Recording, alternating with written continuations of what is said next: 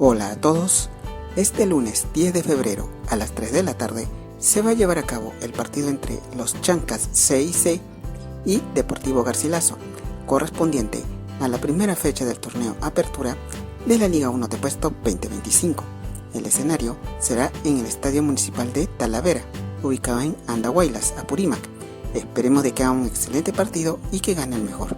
Mucha suerte para ambos equipos. Muchas gracias.